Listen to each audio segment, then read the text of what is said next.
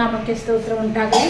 ಈ ದಿನ ನಾವು ವಾಕ್ಯದಲ್ಲಿ ಓದುತ್ತಿದ್ದೇವೆ ಅಂದರೆ ಕೀರ್ತನೆಗಳು 56ನೇ ಅಧ್ಯಾಯ 8ನೇ ವಚನದಲ್ಲಿ ವಾಕ್ಯ ಹೇಳುವಂಥದ್ದೇನೆಂದರೆ, ನಾನು ದೇಶಭ್ರಷ್ಟನಾಗಿ ಅಲೆದಾಡಿದ್ದನ್ನು ನೀನೇ ಬಲ್ಲೆ, ನನ್ನ ಕಣ್ಣೀರು ನಿನ್ನ ಬುದ್ದಲಿಯಲ್ಲಿ ತುಂಬಿದೆ, ಅದರ ವಿಷಯ ನಿನ್ನ ಪುಸ್ತಕದಲ್ಲಿ ಬರದೇ ಇಲ್ಲ. ನಾನು ದೇಶಭ್ರಷ್ಟನಾಗಿ ಕರ್ತನೆ ಎಲ್ಲೆಲ್ಲೆಲ್ಲ ಅಲೆದಾಡಿದ್ದೇನೆ, ಎಲ್ಲೆಲ್ಲೆಲ್ಲ ನಾನು ಹೋಗಿದ್ದೇನೆ, ಎಷ್ಟೆಲ್ಲ ನೋವುಗಳು, ಎಷ್ಟೆಲ್ಲ ತಿರಸ್ಕಾರಗಳು, ಅವಮಾನಗಳನ್ನು ನಾನು ಹೊಂದಿದ್ದೇನೆ. ಯಾರು ನನಗಾಗಿ ಇಲ್ಲ ಎನ್ನುವಂತಹ ವೇದನೆ, ಆ ಒಂದು ನೋವು, ಆ ಪೀಡೆ, ಅದೆಲ್ಲ ಎಷ್ಟು ತಾಳಿಕೊಂಡಿದ್ದೇನೆ, ಅದೆಲ್ಲ ನೀನು ಬಲ್ಲೆಯಲ್ಲ. ಬೇರೆ ಯಾರಿಗಾದರೂ ಗೊತ್ತಿರಲಿಕ್ಕಿಲ್ಲ, ಬೇರೆ ಯಾರಿಗಾದರೂ ನಾನು ಏನೆನ್ನೋದಾಗಿ ತಿಳಿಲಿಕ್ಕಿಲ್ಲವೇನೋ. ಆದರೆ ನೀನಾದರೂ ನನ್ನ ಸೃಷ್ಟಿಕರ್ತನಾಗಿದ್ದಿ, ನೀನು ನನ್ನ ಕುರಿತು ತಿಳಿದವನಾಗಿರ್ತಿ. ಆದ ಕಾರಣ ಈ ವಾಕ್ಯದಲ್ಲಿ ಅವನು ಹೇಳುವಂಥದ್ದೇನೆಂದರೆ, ದೇವಾ ಇಗೋ ನನ್ನ ಕಣ್ಣೀರನ್ನು ನೀನು ನೋಡಿದ್ದೀನಿ. ಅದು ಹೇಗೆ ಅಂದರೆ, ನನ್ನ ಕಣ್ಣೀರುಗಳು ನಿನ್ನ ಬುದ್ದಲಿಯಲ್ಲಿ ತುಂಬಲ್ಪಟ್ಟಿವೆ. ಅನೇಕರು ನನ್ನ ಕಣ್ಣೀರನ್ನು ನೋಡಿ ಇವನು ಅಳ್ತಾನೆ, ಇವಳು ಅಳ್ತಾಳೆಂದಾಗಿ ಹೇಳ್ಬೋದೇನೋ.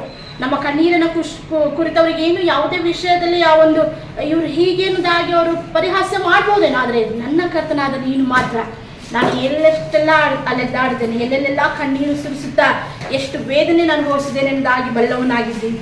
ಈ ವಿಷಯದಲ್ಲಿ, ನನ್ನ ಕಣ್ಣೀರಿನ ವಿಷಯದಲ್ಲಿ, ನಾನು ಆ ವೇದನೆಯಲ್ಲಿ ನಾನು ಪಟ್ಟಂಥ ಪರಿಶ್ರಮ, ಆ ಒಂದು ಕಣ್ಣೀರುಗಳ ಹನಿಗಳು ಆ ನಿನ್ನ ಪುಸ್ತಕದಲ್ಲಿ ಬರೆಯಲ್ಪಟ್ಟಿದೆಯಲ್ಲ. ಯಾವ ಕಾರಣಕ್ಕಾಗಿ ನಾನು ಕಣ್ಣೀರು ಸುರಿಸಿದ್ದೇನೆ, ಎಷ್ಟೆಲ್ಲ ನಾನು ಅನುಭವಿಸಿದ್ದೇನೆ ಅನ್ನೋದಾಗಿ ಬರೆದಿದೆಯಲ್ಲ.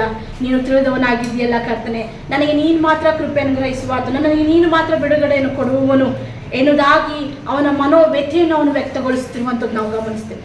ಈ ಕಾರಣದಿಂದ ನಾನು ನೀನು ಸಹ ಕರ್ತನ ಸಮ್ಮುಖದಲ್ಲಿ ಹೋಗಬೇಕಾದ್ರೆ, ದೇವರೇ ನನ್ನ ಜೀವಿತದ ಕುರಿತು ಸಂಪೂರ್ಣವಾಗಿ ನೀನು ಬಲ್ಲವನಾಗಿದ್ದೀಯಲ್ಲ ಎಂದಾಗಿ ಹೇಳಬೇಕಾಗಿದೆ. ನೀನು ಬಲ್ಲವನಾಗಿದ್ದಿ ನನ್ನ ವ್ಯಥೆ, ನೀನು ಬಲ್ಲವನಾಗಿದ್ದಿ ನನ್ನ ಕಣ್ಣೀರನ್ನದಾಗಿ ದೇವರ ಹತ್ರ ಹೋಗಿದ್ದೇವಾ. ನೀನು ಬಲ್ಲವನಾಗಿರುವ ಕಾರಣದಿಂದ ಈ ದಿನ ನನಗೆ ಆಶೀರ್ವಾದ ಮಾಡು. ಹಾಗೆ ಅಂತ ಒಂದು ಪ್ರಾರ್ಥನೆ ನಾವು ಮಾಡುವವರಾಗಿರೋಣ. ಹಾಗಾಗುವಂತೆ ಕರ್ತನು ನಮ್ಮೆಲ್ಲರಿಗೂ ಶುಭವನ್ನು ಅನುಗ್ರಹ ಮಾಡಿ. ಆಮೇನ್.